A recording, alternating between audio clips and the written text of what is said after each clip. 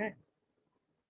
All right. So we are officially live on social media. Today is March 10th. It's Wednesday with another episode, as you'd say, of Reflection Artist Live. We have special guest Jason Otterness, who, if you don't know, he's been in the industry, 17 years. He's been co-owner of Chicago Auto Pros for 9. He's had other detailing businesses. So he's very well-rounded, along with his new detail and supply warehouse company. I mean, he's got a lot going on.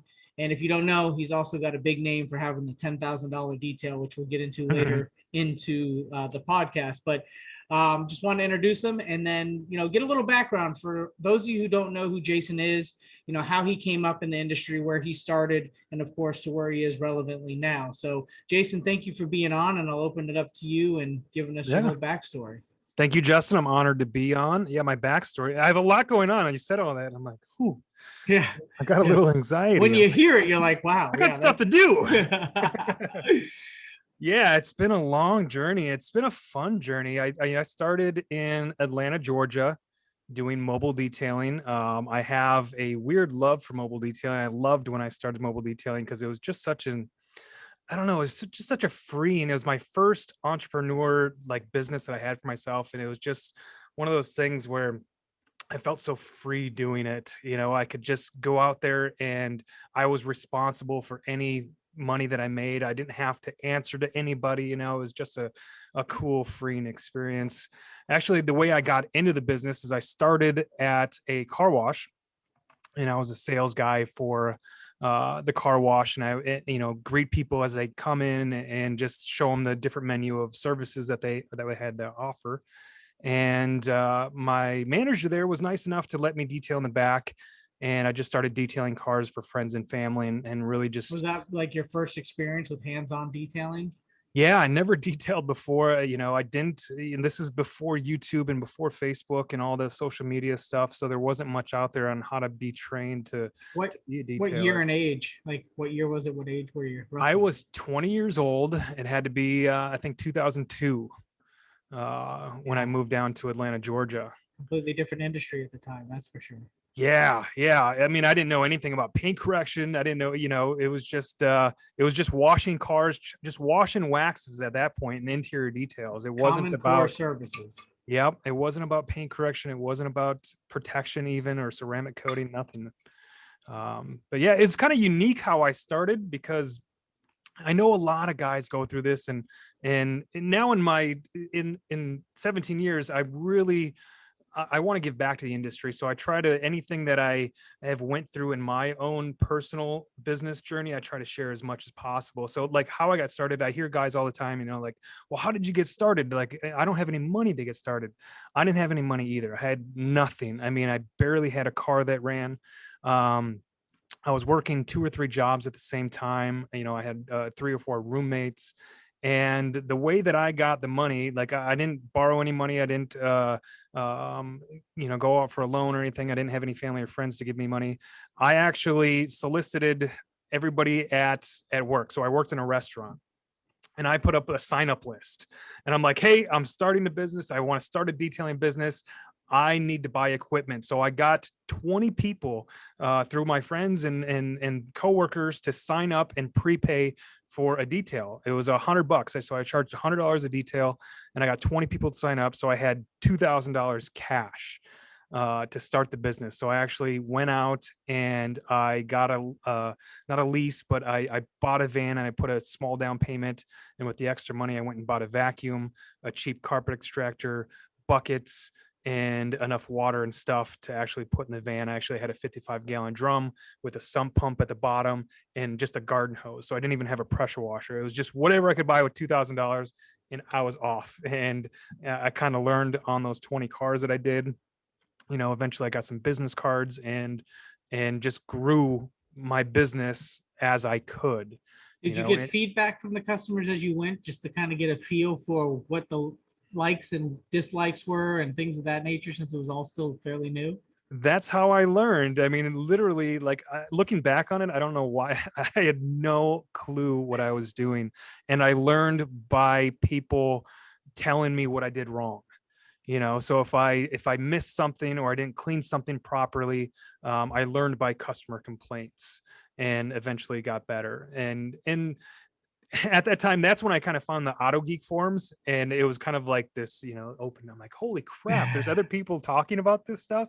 And that's where I really started to learn a little bit more about how to detail the equipment, the proper tools. And then I ended up working with some suppliers, the guys that come in trucks, and talking to them about different things. That's where I was introduced to clay bar.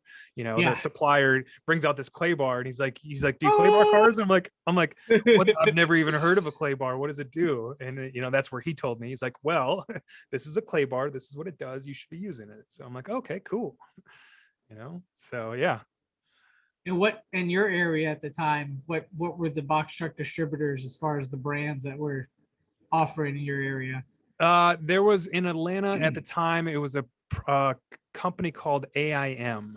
It's auto industrial marine chemicals that they were supplying. And funny Oh. enough, I'm in Chicago now, and there's a supplier down the street who ended up buying them a couple years ago. So now they're based out of Chicago. So Oh, wow. yeah. Ironic how things work out, huh? Yeah, it's funny. Yeah. They started selling the chemicals. I'm like, this is what I started off using. Yeah, but I started using those, specific chemicals, and started, with the McGuire stuff and what you could get on at AutoZone, just getting into it, learning as much as I could, in the beginning. So how did that mobile business take off for you over time, and how long were you involved with that? So I ran the mobile business for 4 years, and it went well. I ended up with, I started a second van. So with the mobile business, I built it up to where I had enough customers where and it was mostly just wash and wax, and I was doing maintenances and washes. At the time, I could make $300 in a day, and it was mostly cash, and I'd get tips and stuff. So I was pretty happy with that. I wasn't concerned with making any more money. So I was concerned about just having a steady route. So I would go to all these business complexes and offices, and I had steady customers where, I do 2 or 3 cars at one location, 2 or 3 cars at another location. And then I actually worked out a deal with like a mid-rise building, where it was like this mid-rise building. They had 6 different parking lots, and anywhere from 500 to 1,000 cars in each parking lot. So what I'd do is I'd go there in the morning, and I'd set up my signs, and I have my signs. And it was funny. My logo had me on the side of the van with a hose, and it was just me smiling. I had a goatee at the time. So I'd set up a sign and have me with my hose and my goatee. And it just said, I think it was just car wash and detailing services with an arrow. And I'd set up in the corner parking lot, and I had to have, like, they required me to have like a water containment mat and everything. So I had to do some stuff to get actually set up into this park. So I got set up in the park, and I got approval to go in there. So I'd go there in the morning, 7 o'clock before anybody got there. I'd set up my water containment mat and my canopy and everything, and I'd have signs pointing to where I am.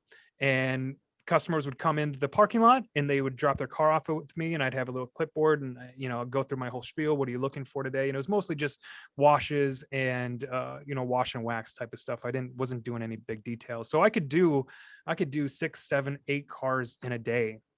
And I'd set Wow. up, and I did that every day, and it was great. And then I built it out to a second van, and then I had 2 vans running in the area. And at the time, I mean, I was young. I was in a band at the same time, so it gave me this opportunity to work during the day, and I'd have band practice at night. And if we had these small tours that we go on tours for a couple weeks, I could take that couple weeks off and do whatever and come back and then work. So it allowed me to do that You at the owned your time. schedule, you owned your own money. Yes, and it was awesome. And then, I ended up, I met my wife down in Atlanta, Georgia. We ended up having a baby girl, and we didn't have a whole lot of family in Georgia at that time, so we ended up just That's how I made it to Chicago. We actually decided, hey, I wanted all her family's from Chicago, my family's from Minnesota. And it was kind of like, let's move up north. Let's be closer to family. It was hard with just us and the kid. And I was working a lot and I was in the band. So it just wasn't a lifestyle that was going to be suitable for, the family and everything. I'm like, let's move up there. We'll figure it out. And eventually started over and worked for a couple. I worked for a couple detail shops, and I actually had an underground in the underground parking garages here in Chicago. It's the largest in the world. And I thought that was just the best idea. I'm like, because I had this parking lot thing that I had going in Georgia. I'm like, I need a parking lot to work out of. I'm thinking, where are all these cars parked? They're going to be parked there all day long. And, I should, I can clean and maintenance their cars right there. So I found it was the underground parking garage in Chicago, Millennium Park. And I worked out a deal there. And I had a shop there for about a year in the underground parking garages. Turns out it's a lot harder to get customers down there. Really? Yeah. You're just not able to approach them as easily? Yeah, they had a lot of restrictions on signage. It's not like I could put a huge sign like, hey, for a car wash. I did a lot of different things. Like I put key drop boxes in the lobbies as people are walking out. It's hard to, I'm not, imagine you're driving into a parking garage and you don't physically see anybody and you just have this kind of sign there and you're supposed to trust, I'm going to drop my keys in this key lock box and then you have to get it. And the parking garage, it wasn't just like one big parking garage. It was 4 big parking garages all connected. Oh, wow. So getting the trust of the customers and letting them know that I was there, they did a couple things. They did some like email marketing for me for the people who had like monthly memberships to the parking garage. And then I would set up in each different garage, like on different days, I'd set up like a little booth with a table and a sign, where people could stop and talk to me about the services that we offered. And of course I went online and I would actually, in the downtown area, I actually got it was a foldable bike. So they had these bikes where they're just like mini bikes, and then you can actually fold them up and you can like put them in the trunk of a car. So I started advertising in the downtown Chicago area, and I would literally ride my bike if it was a few blocks away to the building. I'd go up to the building, I'd grab their keys. And they may be in a different parking garage, and I'd go get their keys and I'd put my bike in the back and I'd drive it to where I did all the detailing. And it was a logistical nightmare. It was just, I ended up just running all over the place, and it was starting to work, but it was just so much work running back forth keys, because somebody would drop off their car or they'd call me from one of the buildings and I'd have to go bring their keys back to them. And I was trying to do this lockbox system, and it was starting to work, but it was still just kind of a nightmare logistically. It sounds like you were dialing it in, though. I mean, for all the restrictions, you were really manipulating the scenario to work best for your business. I was going to make it work no matter what. But it ended up being to where the parking garage that I was leasing from, they were a union.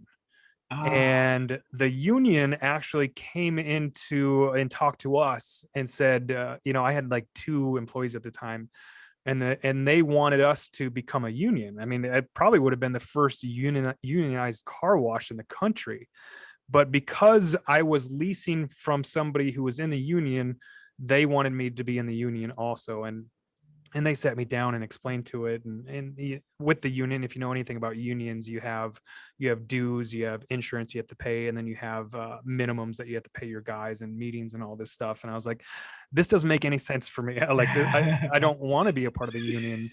And they actually ended up putting pressure on the company that I was leasing from. And they said, if he's not going to be a part of the union, they were going to start getting, they were going to give them crap for, so they ended up canceling my contract with them. So I ended up just going mobile for a couple years. And so it was unfortunate, but it was a learning experience. Everything. Yeah. And you're right, though. That would have been really neat to have been, the first official, detailer and detailing business that's part of a union of some sort. That could have established a lot of different avenues. But you're right. There's a lot of logistics there and a lot of restraints and a lot of fees. Like that's your Yeah. money. Like whatever you could keep in your pocket, that's your money.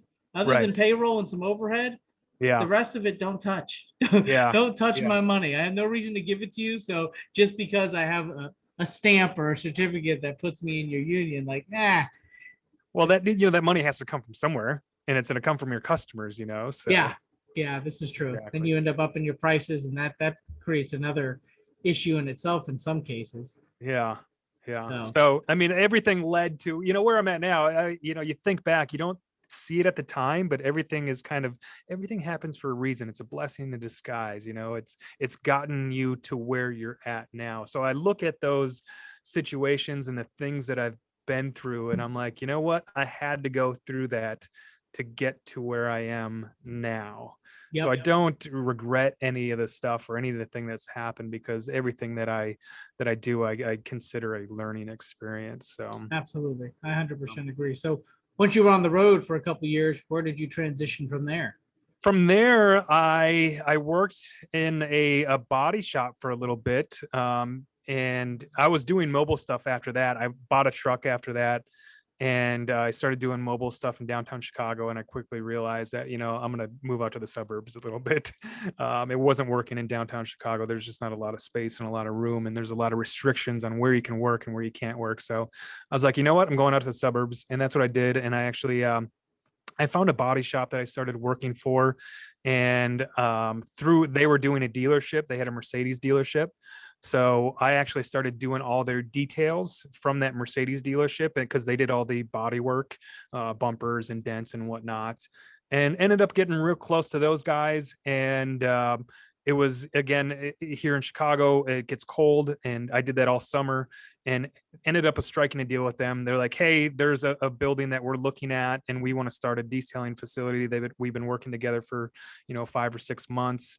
Let's start a detail shop together. It wasn't really together, it was their detail shop, I was just managing it. So I said, okay, yeah, let's start the detail shop. And we started the detail shop, and we built that out, and started just doing maintenance details and stuff. This was still probably, this was 12 years ago, probably. So we're looking at what, 2000, 2010, 2009, somewhere in there still. And ended up running that for a little bit, and wanted to be back out on my own. I actually was looking at car washes, and this is a funny story. So I wanted to go back out on my own. I wanted to be a business owner. I wanted to, okay, I'm working for these guys, and everything was going fine, but I want to do it for myself. So I was looking around for like a fixed location, and I was looking at buildings and stuff, and I didn't have any money at the time. It was like I was still broke, and this car wash was for sale, and I can't remember how much it was. I mean, it was like $1.2 million, and I'm looking at it like, yeah, I'm gonna buy this thing. So I actually ended up scheduling an appointment to go look at this car wash, like I was going to buy it. I'm like, I'll find the money from somewhere, we'll figure it out. So I went there, and the owners were the ones that were actually showing it. So about a half hour, 45 minutes into their tour of the car wash, and they're telling me about it. They actually owned a dealership right next door, and they actually owned the car wash property. They didn't know what to do with it. They were just running their cars through it. And I'm talking to them, and I'm telling them my story and where I'm coming from. And then I just ended up admitting that I'm like, hey, I have no money to buy this car wash. I just really want to see it. I'm interested in the business. I want to find some way to get back out on my own. And ended up being a manager for that car wash. Oh, And they're wow. like, you know what, like, we don't know what to do with this property, because they were thinking about leasing it. They were thinking about selling it. There was a couple different options. And they're like, if you're willing to come in here and run this operation for us, we'd give you a chance to run it. And I'm like, and they offered me a salary, and I'm like, it was more than I was making at the detail shop. And I'm like, yeah, I'm like, let's give it a shot. They actually, so it was a tunnel car wash, and then they had self-serve washes, and the self-serve washes were so bad they were abandoned and everything. And Oh, we brought it up, like, well, could we turn those into detail bays? Because it was a dealership, and they did their own cars and stuff. so were So they not very lucrative from that spot? Is that one of the other reasons why they wanted to kind of try to get out from underneath it or figure out something different? Yeah, I don't know what they wanted to do with it. I mean, obviously them doing their own details and the car wash is a very good add-on to their business of what they already had. They just didn't have anybody to run it for them. So they were looking at options on leasing it or selling it. Gotcha. And I came along, and yeah, I didn't have any car wash manager experience, but I worked at car washes before. I knew the business a little bit. I had friends in the business who helped me, yeah, I started as a manager there, and we built out free vacuums. I rebuilt like the packages and the services. We actually turned those self-serve bays into detailing bays, and that's where I came in, kind of with the detailing experience. So I got their detailing crew up to snuff and trained them all and started getting into it. And this is kind of, I worked there for about a year and a half, and this is where I met my business partner.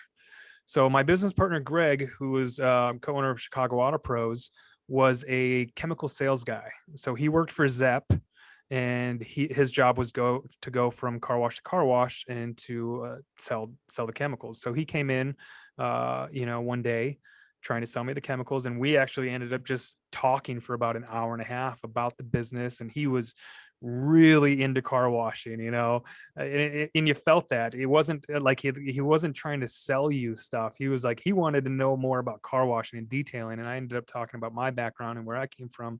And it was funny. We look at it now, we talk a lot. I mean, it really was kind of love at first sight, because we and him were sitting. I remember me and him sitting in the car wash office, and we're about 40 minutes into the conversation. He's like, do you have to do something? And I'm like, no, this is way more important. I want to talk about detailing with you. So, that's how we met. And That's awesome. yeah, and it kind of went from there. And, as we started talking, it was, I was still working for somebody else, working at that car wash. I enjoyed what I was doing. And this was probably, I want to say 2011 now, 2010, 2011. So just when coatings were starting to come out, and I wanted to bring in coatings into the car wash. I was like, hey, there's these new coatings out. I wanted to try them. And the owners of the car wash weren't real receptive of it. They didn't think anything of it. And it was kind of, I was at that breaking point again. I was like, I'm And it working for was super somebody new, else. so it was a chance Yeah. that they had to take, a risk. So I was working for somebody else, and I wanted to get back out on my own again. And I met Greg, and I told him kind of my dreams and aspirations of what I wanted to do. And he worked for a bunch of different car washes across the city. And he's like, well, I got a guy who's looking to rent out 2 bays. He's like, and it's an express tunnel car wash. He has 2 bays. He's not doing anything with it. I could talk to him and see if he'd be willing to rent those out. And he was. So we ended up, I'm like, and at the time too, me and Greg were just talking. He was just trying to help me. He wasn't, we weren't talking about doing it together at the time. And I was still in a position, I still didn't have any money to start this. I didn't have money to buy the equipment and anything. So I was still like, I needed financial backing. And I asked my parents, I asked a couple people, and I couldn't get any financial backing. And that's when I wanted a partner too. So I ended up asking Greg, I'm like, you want to partner with me on this? You want to do this? And he still had a full-time job. And he said, yeah. He's like, I'll give it a shot. We worked out a business plan and worked out a partnership agreement and everything. And that's kind of where Chicago Auto Pros was born, right there in that 2-bay shop. And Nice. we just started. I mean, it was just me in a computer in a 2-bay shop, and we had some equipment, and just, we were getting customers from the car wash. So we were doing express services, like just express waxes and stuff like that, interior details. We ended up doing some dealership work, getting dealership work in, and that's how we ended up getting kicked out of that place. We got kicked out within about 4 or 5 months, because I had about 15 cars in the parking lot, and it was only like the parking lot only held like 4 cars. So Damn. That's so dealership work, right? They're dropping them off on you. Yeah. Tell me yeah. when it's done. Yeah, so that car wash operator ended up, he's like, you guys can't have all these cars here. It was getting a little crazy. And right down the road, we were working for another dealership who actually ended up having like a 4,000 square foot shop. that was available, and we ended up just moving down the road after like 5 or 6 months of being at that car wash. Those two bays, what was the square footage on the two bays you were working out of? I think it was like 800 square feet or something like that. I mean, it wasn't very much. But you made it happen, and you were still growing with 800 square feet. Yeah. Oh yeah. Yeah. That's where we started. I mean, I was doing window tinting out those two bays too. It was like, we took anything that would come along at that stage of it. We're just, so yeah. So from 800 square feet to 4,000 square feet, and then the facility that you had with 4,000 square feet, how long were you in there until you outgrew that location? We were in there for several years. I want to say 4 or 5 years we were in that location, probably 4. But it's funny because when we started in that location, we were trying to do an assembly line type detailing style. And we were going to do, like, our focus was dealerships at that point, because that was the work that was coming in. Yeah. And we figured if we can do this assembly line and, have 2 guys prepping it, 2 guys doing the interior, 2 guys doing the exterior, and 1 guy checking it, like, we can just, start, knocking out cars. Ended up being any efficiency gain of the assembly line method that we're doing wasn't enough to overcome the cheap dealership prices. It just wasn't. We couldn't do enough cars to actually make a decent living and cover the payroll, and because obviously when you're doing more cars you need more employees, and it just didn't scale very well. So we quickly found out, okay, we need to start working on clients' cars, retail cars, because it was almost double the price of the regular detailing. And that's when ceramic coating came out too, and that's when we started doing a couple ceramic coating jobs. And I remember, like, matte pricing for some of these coatings that were coming out, it was like $399 and $499, and we were ecstatic, like, somebody's gonna pay us $500 to detail a car. Yeah. I'm like, this is crazy. And were you still including any level of like polishing or correction with that price too, just so you could get the job? That was paint correction included. Yeah. Well, for that time, that was good money. I mean, and when you're coming from, like what you said, with the dealerships and them not paying a whole lot and the amount of work you had invested, and then you look at these other cars you're getting where you're getting 2-3 times the amount and probably nowhere near the amount of work invested, you're like, yep. Yeah, why not? Yeah. So it was, it was like an eye opener, and we were like, holy crap. I remember thinking, like, me and Greg were sat down because he always did the numbers, and he'd come back to me month after month and tell me how many dealership cars we did, how many retail cars we did, and this is our bottom line. And we were talking, and, we would do, after our first one, he's like, if we can just get 2 or 3 of these coatings a week or a month, he's like, we'd be doing really, really well. And it's funny to think back, because now we're doing, in this shop, we're doing 2 to 3, 4 coatings a day. Yeah.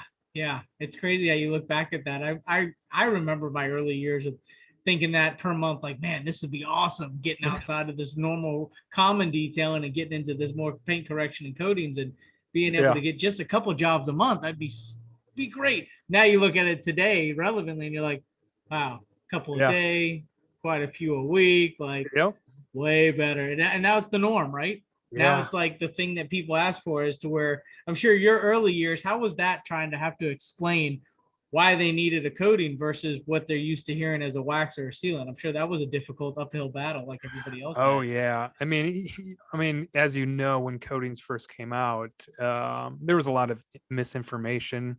I remember using hard candy shell a lot. It's like a hard candy shell. Yeah. Think of it that way. It mentally gets you, where it illustrates for them to make them be like, I'll do that. Yeah. That's really one of the reasons I started the YouTube channel, is just to show our potential customers what this stuff is, and the difference in the before and afters, and how we're doing that. How are we different? Just showing that on a video really changed everything for us. And do you think also, with adding the coating services and evolving with coatings and correction, that helped contribute to your growth of moving from the 4,000 square feet to facility to where you are now, right? That was the next move. Yeah. Yeah, our next move, yeah, we actually got a second shop, which was about 10,000 square feet. And we added on other services. So we added on paint protection film. We added window tint in the mix, and now we do vinyl.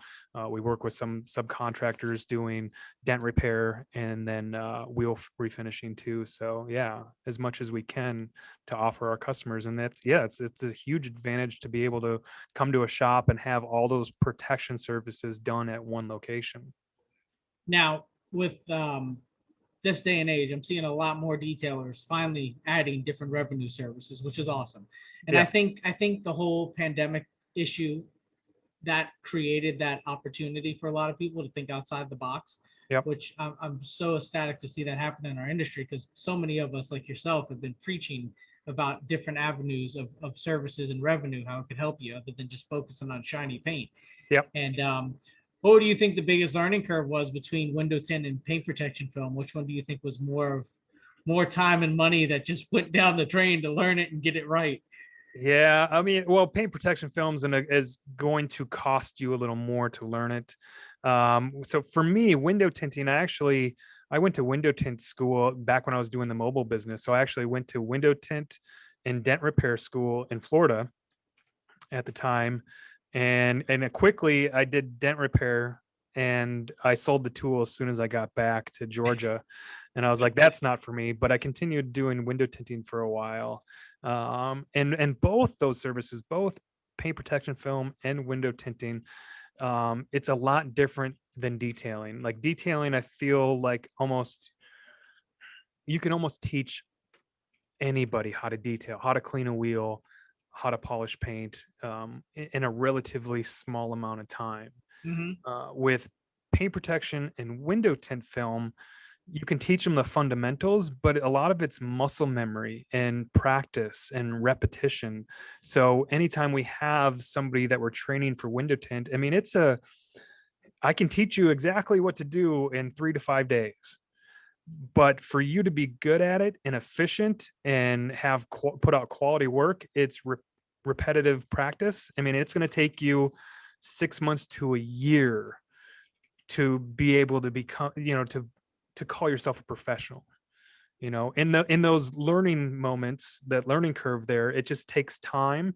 You're when you're first doing cars, you're throwing away a lot of film, and it just takes time to learn how to do that. So for you to think that you're going to take a window tinting class and then go back and start taking customers, you can. I mean, I recommend working on your family's car and in your own car and just getting a lot of repetition. You're banging out 2 front windows all the time, left and right, then yeah, that's pretty straightforward. But once you start into go full cars, back windows, windshields, and all the weird bubbliness of the glass, then it's a whole nother learning curve. It just takes, and every car is different, every back windshield's a little bit different. And yeah, you run into a problem every once in a, you get these cars with the big seals, and you're like, oh, I knew how to do that, easy Honda Accord, but this BMW is way harder. Yeah. So with everything, moving forward and your growth, at what point in time were you able to have that confidence and be able to present, to where you got to where a lot of people know you for that $10,000 detail? You had a huge article on it. So how did that happen? I mean, where did that, explain to people how that even was a possibility. The $10,000 detail. I wish I would have been able to come up with a better name than the $10,000 detail. The $10,000. It's self-explanatory. It's pretty it's funny. Like, I have a video on it. I mean, a lot of people have probably seen the video, but I feel like I've done a couple different videos. I've done a video with the naming it $10,000 detail, and I've done a video where I didn't name it, and the comments are way different. Really? Just the fact that I was charging $10,000, people didn't understand that. And I think that came from sometimes you don't know where to stop when you're a detailer. Where do you stop? And, this is undercarriage. You start thinking about doing, okay, I'm going to clean the undercarriage. Okay, you clean the undercarriage, but what about polishing all the metal work? What about protecting all the metal work? What about getting on the floor in the rocker panel? What about the interior stuff? What about, like all the protection options on the interior trim, or polishing the interior trim and all the plastics? It's really a detail that I wanted to, like, I didn't know if there was a market for it, and I don't think there is a huge market for it after we put it out. But like, I just wanted to be able to take a car and do everything I possibly could to it, correct it, fix everything I can, restore the paint and everything I possibly could on the car, and then protect everything from like the undercarriage, to the wheels, to the calipers, to the suspension, to the arms, to the wheel wells, and just every little button, every little bolt. It was just kind of an idea, and so I just went with it, like most of my ideas. And you did it. You've Yeah. gotten a few of them at this point. Yeah, it's funny. So a lot of the work that comes into Chicago Auto Pros is close to or over $10,000 with some of the paint protection film and stuff that we're doing, and we do it a lot. But we don't advertise that $10,000 detail a whole lot. It's hard that's why I just want a different name for it. Yeah, the concourse level or whatever it may be. But Yeah. you're right, though, with having all those additional services, it is actually easier to achieve your ticket to that or better, because those services contribute as one big total service for the business. And all that nowadays, it's easier to reach those numbers. And I think, again, that to my point of why people have added window tint or paint protection film is because they're seeing that they're hitting a cap with detailing. Right. A lot of them are only able, based on their market, their capabilities, whatever the case may be with those variables, that they're hitting caps, and they're like, wow, what can I do to do more? Oh, I could add paint protection film. I could add window tint. Now, whoa, the bottom line is much greater. Now they're doing a lot more with their revenue, and they're able to have more options, right? Yep. Living options, business expansion options, whatever their vision is, they're able to fulfill it a lot better for that reason. Yeah, and that detail, I think I wanted to create something where an affluent person with show cars, a collection, could just say, you know what, this is one of my prized possessions here. I want it forever. I want you to make it look as new as possible and protect everything on it. And I just wanted something easy to say, you know what, just give me the best. Give me everything you got, and don't stop until every bolt is clean. And that was my thinking behind the detail. And that's that specific customer, because obviously that's not a fit for every customer. That's not even a budget for the majority of customers. It's not. So, but I'm sure you've had some verbal feedback and kickback on that. Yeah. Just because, just, oh my gosh, just even on regular services, sometimes you just get that why pay that much attitude. So I could only imagine what some people have, expressed verbally just out of opinion, not knowing what it was or what was involved. Yep. Yeah, go look at the comments. Yeah, we'll leave it at that. Now, with that success and everything kind of in motion, you got yourself more involved on the distributor vendor side with, was it the car supplies warehouse? Yep. So explain to me, what got you into wanting to go that route? So we have 2 locations. We were thinking about doing a 3rd location. If we did a 3rd location, we would want to do it in downtown Chicago, and there's a lot of challenges when it comes to putting a detail shop in a big city like that. Space challenges, money challenges, and at the time, we were tossing around doing the supply side. And Alan from AM Details, who's another YouTuber, I was talking to him at the time, and he ended up, we talked to each other about his products. He didn't have a US distributor. So I said, can I be the US distributor? Can I bring the products over and try to sell them for you? And he's like, yeah, that'd be awesome. Let's do it. And I was originally just going to do his products on a site. I was just going to do AM Details USA and just bring his products in. And as I started thinking about it, well, why don't I have other products too, like have towels and brushes and whatnot, and just kind of snowballed. And like, okay, why don't we just do a full-on e-commerce store and see where it goes? So that's kind of what we were thinking. Instead of doing a 3rd location, let's try the e-commerce store. and see what that is involved. At the time, I was looking for, when you think about doing another location, it's who's going to run it. It's me and my business partner Greg. We have 2 locations. We can kind of be one or the other. We can split it up. Now we got a third. Okay, well, who's that person to run it? With more employees, more responsibility, more pressures of it. Well, let's think of something that's maybe a little easier to start, maybe a little less responsibility in the labor aspect of it, and what's scalable, because a detail shop business is not that scalable. You're only pulling from a 20-mile radius, maybe a 30-mile radius of customers, and I loved the thought of being able to sell to people across the world, offer our services. It's such a different type of marketing mentality. And I was, because we're marketing to people in our neighborhood or local area. And I'm like, and I love marketing, and we with the YouTube channel growing, we were pointing people towards products on Amazon and everything. I'm like, let's just start it and see where it goes. And that's kind of how it started. And it's been fantastic. It's definitely a way different business than the service business, the hands-on business. With the competition and the internet and everything, it's pretty cutthroat. It's a lot different than I thought it was going to be. It's very expensive, all the inventory you have to hold and do that. So it's one of those things where I think like the momentum, the hill to it is just a lot steeper climb. There's the climb is a lot longer before you see that return on it.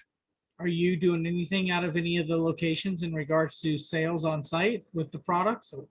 Yeah, both the sites, both the lobbies carry products in the front. The car supplies warehouse is in our Lombard location. So customers can order online and they can pick it up right from Lombard.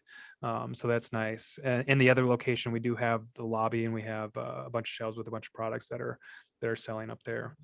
But we're going to move that out. So we're actually this might end up being a couple hours long. Yeah. Telling you all the stuff that we got going on with Car Supplies Warehouse, with the videos that we're doing and everything. I've really fallen in love with helping people and sharing our story and how we've become successful in this business. So we actually started a group called DetailWise Pro. And DetailWise Pro is a group where we share exclusive content. Me and my business partner share exclusive content in videos, podcasts, checklists, guides, different things that we're putting together on what we've done in our own business to get to where we're at. So we want to share that with people. So we're sharing that through our DetailWise Pro group.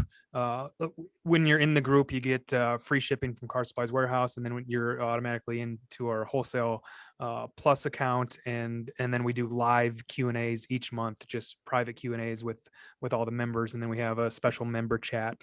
And then along with DetailWise Pro, we have DetailWise Academy. So we have in-person training. So if you're a DetailWise Pro member, you get a special discount off of the in-person training.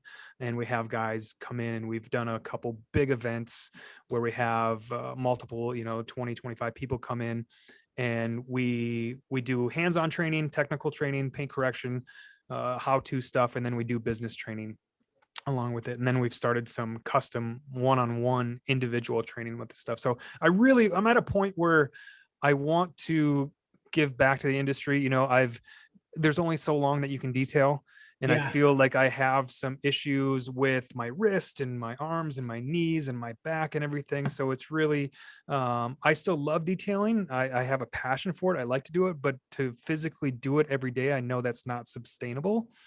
So I want to give back. I want to start teaching guys how to run their business. And that's our focus, and is how to run your business. Because when I was in the underground parking garages, I met another business owner, and I was talking to him about my business and marketing and getting customers and everything. He's like, I'll tell you what, Jason, he's like, you can make the best burger in the world, but if nobody knows about it, you're not going to sell very many of them. And it just kind of hit me to where this business is all about marketing and getting customers. And I know that a lot of us that come into this business are technical. We come into this because we love cars, we love detailing, we have a technical mindset, we love working with our hands, but we lack the business skills to Big be time. able to grow a business, build a business, have a customer base, have a process laid out, and have a plan for it. So that's really what this Detail Wise Pro Group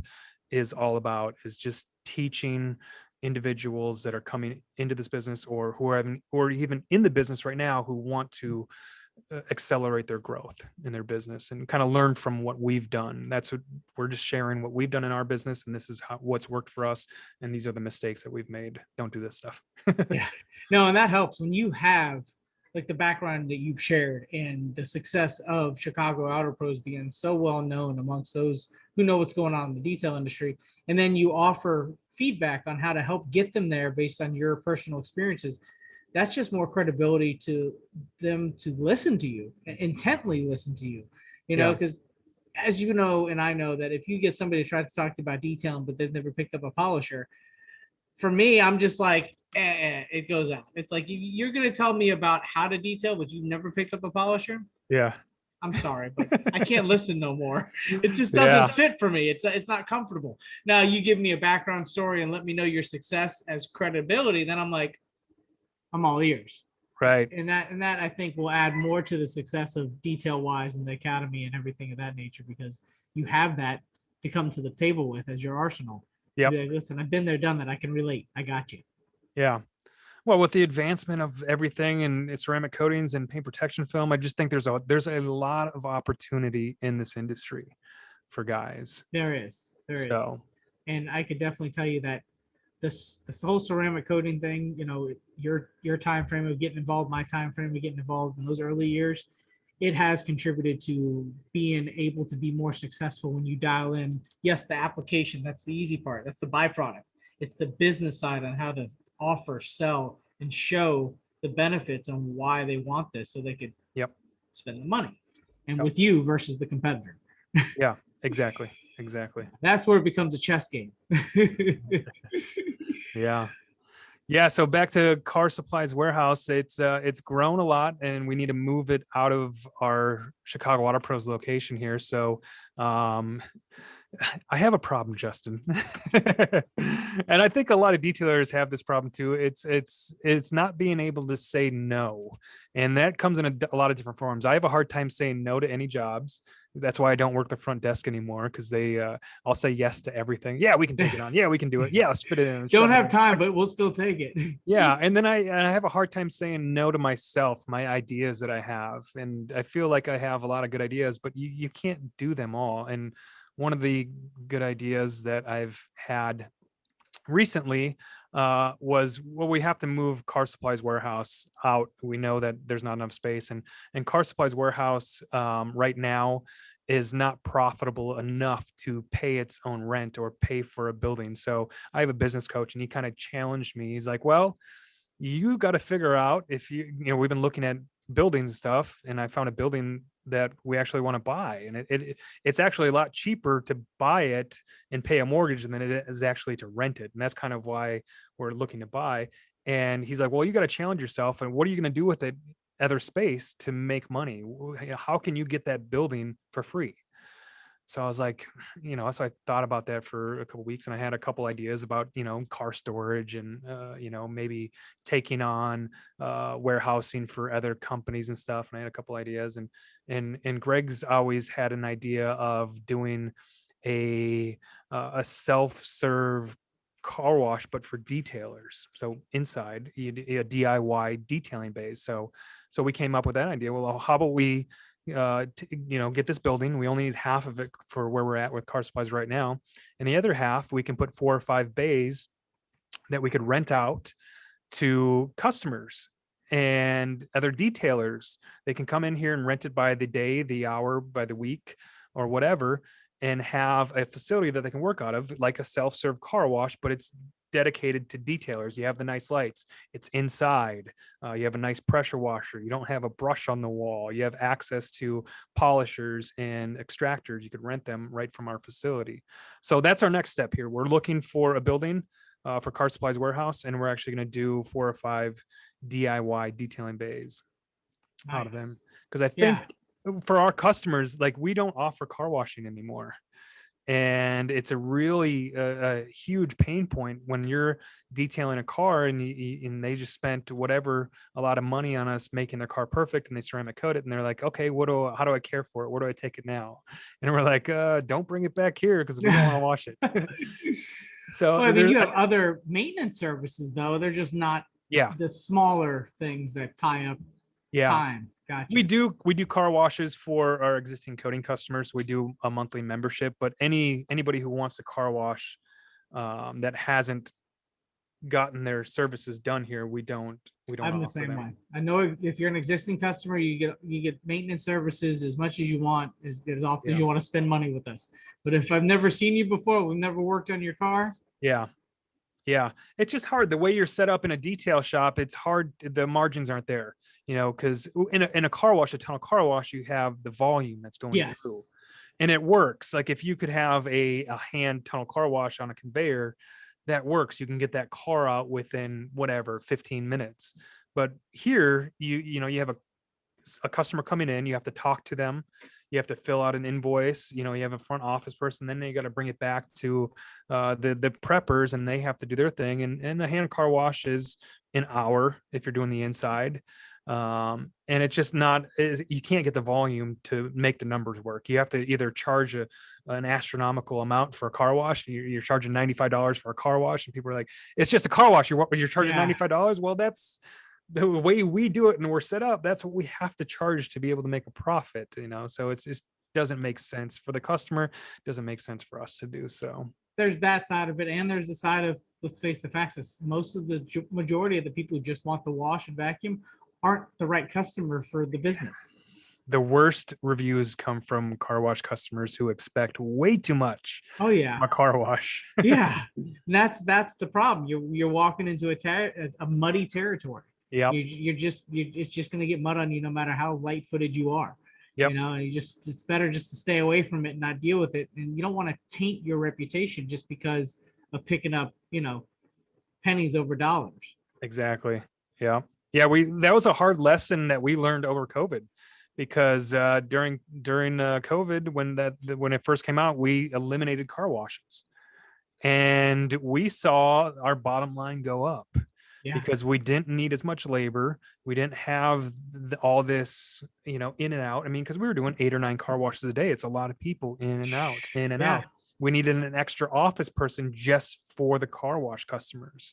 And it was a real eye-opening experience. Those months after we stopped doing car washes, we're like, holy crap, we stopped doing that service and we're making more money. Yeah, it frees up time. And even if you've got a process in an assembly line, it's still a better half of the day for that many washes. And the better half of that day could have been put into a bigger service that was more profitable. And then boom, that's why the bottom line ended up probably jumping on you. Yeah. So it was real eye-opening for us. That's awesome. So customers don't like it. no, I get it. And even with my shop, like, we don't do motorcycles, marine, or RV. It's strictly automotive. Yeah. And even when it comes to that, after you've gotten a service by us, yes, we'll provide you with a maintenance service. But that other stuff to me is more of a car wash motto, the quick service kind of scenario. And if they want that, there's 10 other locations within 10-mile radius that could provide that. Yep, exactly. So, why try to compete with that? It's like trying to compete with Walmart to do headlight restoration. It's just, you're not going to win.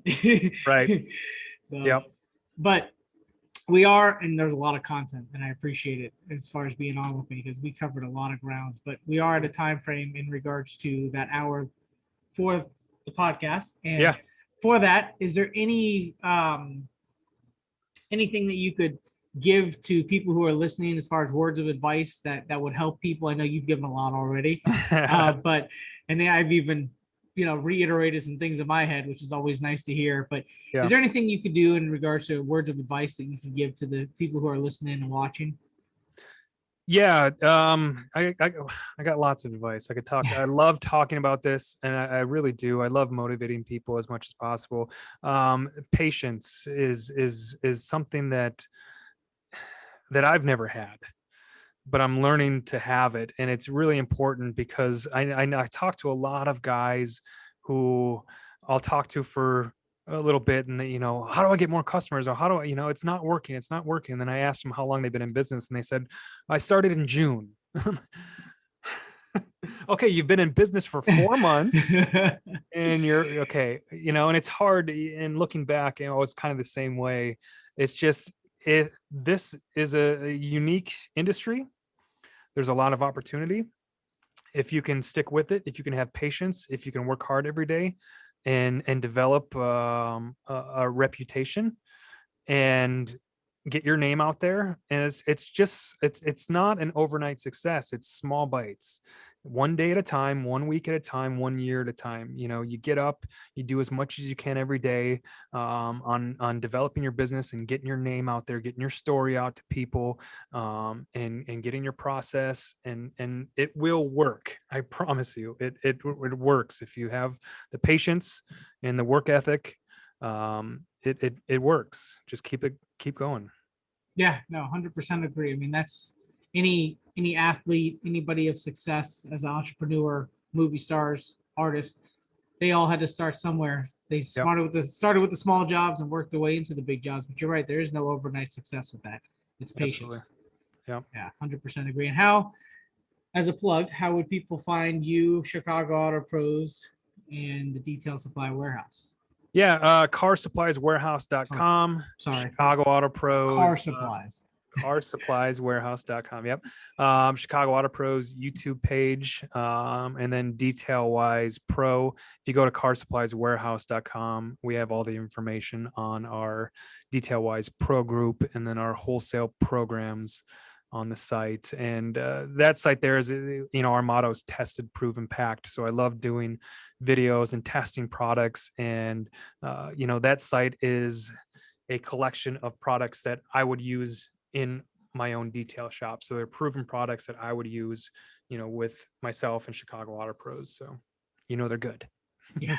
Well, and, personal experience too, with being in the industry and watching your content. You have a lot of rich content that's on YouTube and your channels and things that you are a real person, and being able to spend personal time with you and get to know you and see that. It's a lot of people that only get to see you online. They got to realize that you are authentic and everything you do is that way.